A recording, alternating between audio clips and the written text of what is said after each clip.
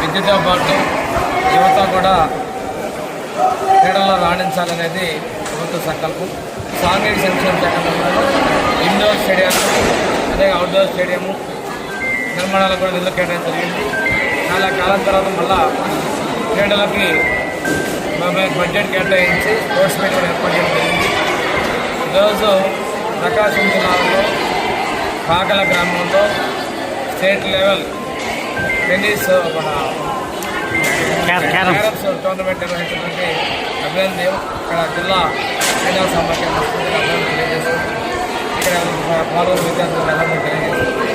ఇదే కాకుండా దివ్యాంగులు కూడా 20 ఎకరాల్లో విశాఖపట్నంలో 200 కోట్ల రూపాయలతోటి మనం పారా స్పోర్ట్స్ ఇన్స్టిట్యూట్ కూడా డెవలప్ చేస్తా ఉన్నాం. ఇది మా ప్రభుత్వానికి, కేంద్రానికి యువత పట్ల, విద్యార్థుల పట్ల, క్రీడల పట్ల ఉన్న ఆసక్తిని తెలియజేస్తుంది.